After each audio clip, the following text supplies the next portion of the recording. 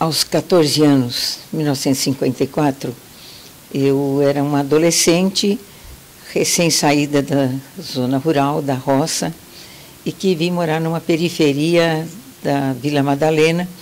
Eu, então, estava completando meu primeiro grau, minha quarta série.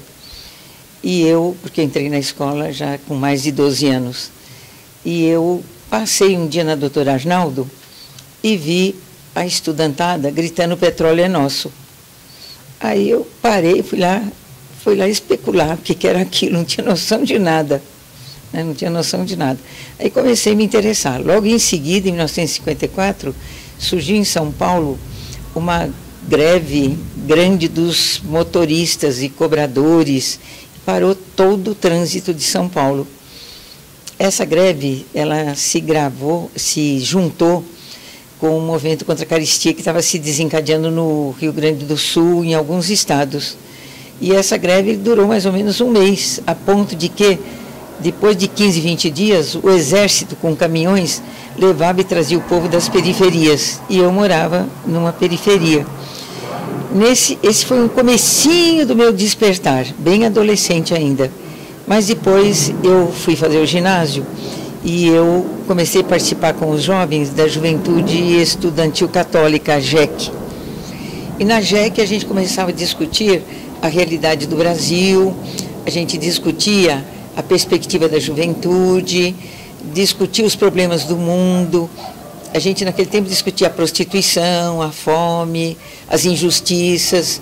E aí começou um pouco minha formação. Aos 19 anos, eu fui convidada a acompanhar um trabalho ali na área da saúde, mas era região.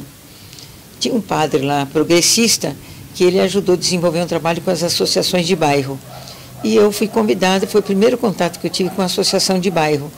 Depois disso, não parei mais, porque aprendi como é que se organizava a associação de bairro.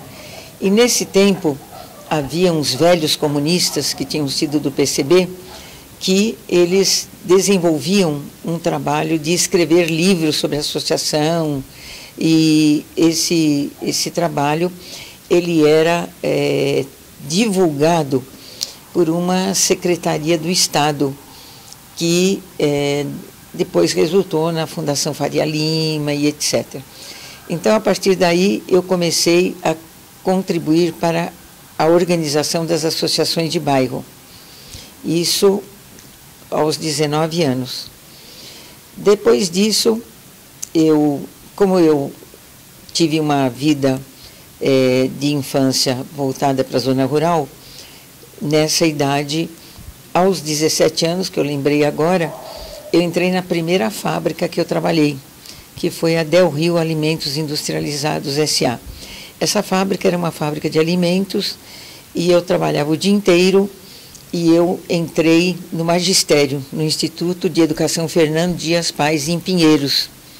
Foi um curso excelente de magistério, só que eu entrava na fábrica às 7 da manhã e saía às 18 e estudava à noite.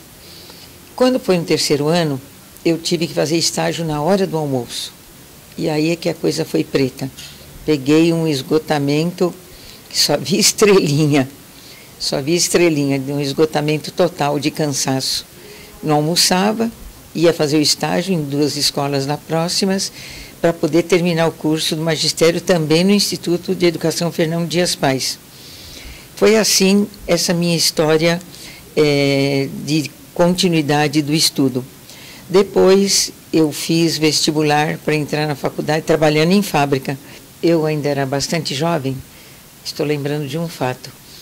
Em 1962, era aquele movimento progressista da igreja que João XXIII, o Papa, que foi o mais progressista até hoje e que ajudou a igreja a arejar. Ele falava até: vamos tirar as teias, eu participava do grupo jovem ligado à igreja.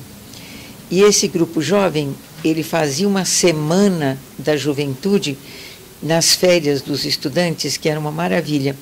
A gente tinha o debate sobre a realidade do mundo, A gente debatia essa questão que era um interesse especial dos jovens, que a sexualidade, discutia a prostituição no mundo, a fome, a miséria, as injustiças.